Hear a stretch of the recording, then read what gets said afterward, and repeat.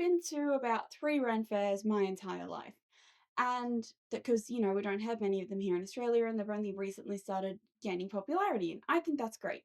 And I have never made anything to wear to a Ren fair, and me being someone who loves historical dress, loves making cosplay, loves working with fancy fabrics and crazy silhouettes, I thought, what better time to make a robe à la anglaise, which is basically the dresses that they wore in like the 1770s, and this is specifically the English version, not the French version, because the French version has like that whole cape down the back, and I don't want to spend more money on fabric to do that, because I'm already using a very expensive brocade. I'm very excited, and hopefully this turns out well, and let's get started. So to make this dress, as I said, I'm going to be using brocade. More specifically, this beautiful white semi-embroidered embroidered brocade that from far enough away can look like silk. And that's what I'm going for. I am not aiming for historical accuracy. I'm going to be using modern materials. I'm going to be using a modern sewing machine because one, I don't have too long to get this done because I can never time or prep anything ever, and two, because I don't really want to. Eventually, I will make it entirely historically accurate dress of some kind. I'm not entirely sure what that is right now, but I want to try and use as many realistic fabrics and sewing techniques and all that sort of stuff that I possibly can.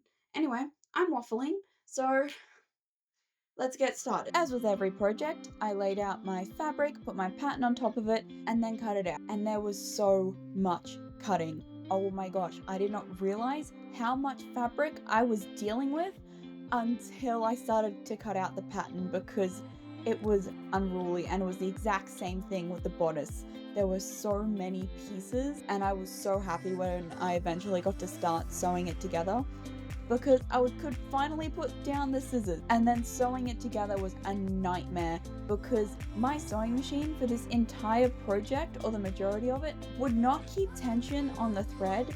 It was a nightmare to sew through. I changed out my needle, I changed out my thread, I used different tensions, I changed out the bobbin, I changed out the type of bobbin, plastic, metal, didn't matter. It just did not like me for this project, which made this incredibly difficult to deal with.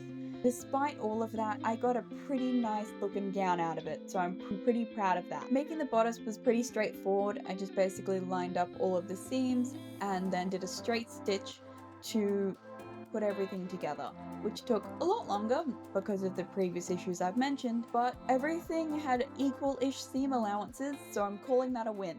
After all of that cutting and sewing, we finally have all of the basing fabric done. And I've started on the lining. It took like 6 hours to just cut everything out, and then like probably 4 or 5 just to sew every single piece together, just because my sewing machine could not keep tension. I don't know what was happening, but it wasn't good. And then the length of the fabric was just so long going through it, especially with the sewing machine that kept messing up. Took so much more time than you'd ever think. But it's done. Now I just have to do the lining, which means I need to do boning channels. I have bought boning that's already in a casing because I don't want to have to sew in boning channels to the lining because I'm on a time crunch. So I want to get everything done as quickly as possible. So this is taking a lot longer than I thought it would, but I knew it was going to take a chunk of time, just a lot less time than I'm currently at. So fingers crossed I can get this done relatively well before the fair, because I think I've got like 3 days to go. Alright, let's go! There was a lot less issues with the tension, I think because the fabric I was using was a lot nicer. I just used a sturdy pink cotton that I had in my stash that ended up working really well and added a really nice structural layer that didn't need any interfacing to hold its shape. I then sewed in the boning channels using basically a straight stitch, and it was going surprisingly well, and honestly, I really like how it turned out. Then was the fun part, gathering all of the skirt pieces. It was a hell of a lot of work, and this clip is sped up so much. It was a slow, tedious process trying to get even pleats because I could have just done the fork method where you stab it with a fork, twist it around, and call that a pleat. But I wanted to do this semi-accurately, so I followed the pattern, and I swear I was so done with following gathering patterns after this, and yet I still did it again, like a madwoman. Then it was the easy part of sewing the skirts onto the bodice. I say easy, it wasn't. It was sewing through 5 or 6 different layers of heavy, thick fabrics, and it was a monumental effort by me and my still very messed up sewing. Next, more cutting. Oh my god. Cutting out all of the layers of the ruffles. Yes, I should have been using a cutting mat, but I was on a time crunch. And then it was sewing and pinning all of the ruffles. The first clip is so sped up, and this is about how fast I was actually going. Incredibly slow, because 1, I was watching Critical Role, and 2, oh my god, just so many pins. I then sewed all of the gathers right down the middle using a straight stitch, and then sewed it directly onto the bodice. And it was starting to look like an actual dress, and I was very happy with that.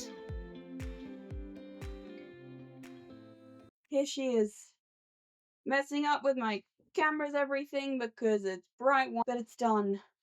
All of these individual ruffles that still need to be burnt because it's brocade and it frays. The lining, with all of the boning in it, it's not sewed in incredibly well. Fronts, I did this off camera, but it's all got hooks and eyes as closures. And I did forget to make the little arm flounce thingies, but that's okay, because it's done. It's also really heavy.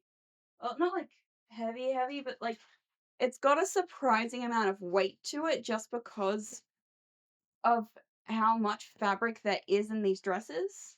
It's done though. I just have to make the underskirt like fully complete, and then we're done. Also gonna make the accessories like the hat and the shoes, which I'm just gonna pin some stuff onto a hat and paint the shoes, and then we're done. So exciting. I cannot wait for this to be done.